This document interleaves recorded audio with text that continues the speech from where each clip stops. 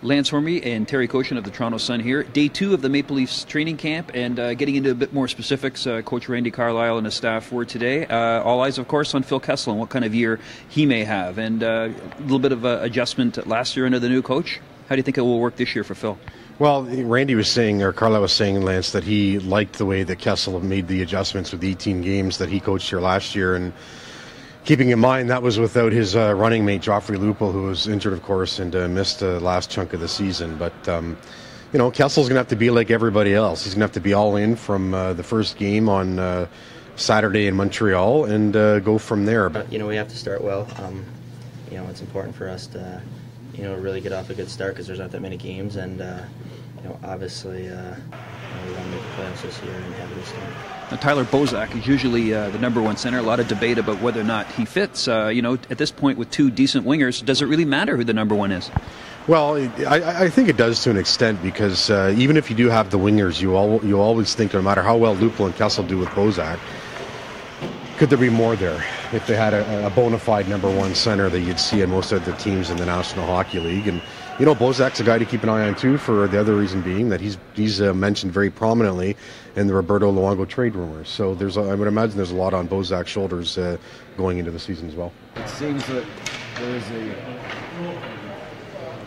a model that we'd like to have, but we have to have the personnel that we feel like fit into that model. And as a coach, you get the players that you have available to you, and you try to put them in situations that they can have success, and thus give us success as a team.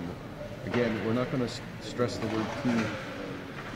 It's going to have to be front and center, day in, day out. And we've started that process, and we started that when we left here last year after missing the playoffs. Obviously, a very short training camp, no exhibition games. Terry, what do you think the cut-down process is going to involve when you can't see guys in preseason games? Well, I would think, my guess would be, Lance, that if, as far as the cut-down process goes, Carlyle will have to go on a lot of what he knows about these guys.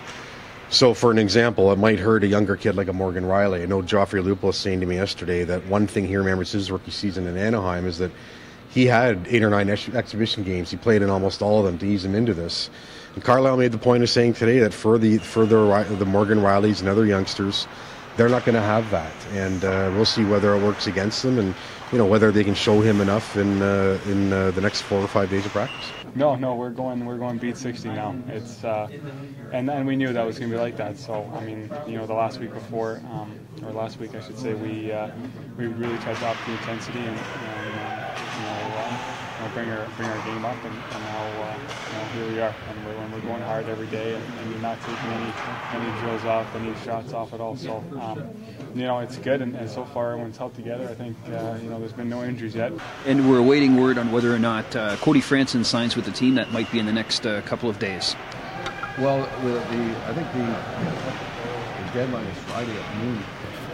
I would think it is. It's usually 24 hours before the season starts. The rosters would have to be in if it is Friday at noon or Friday at 4 or Friday at 3, whatever.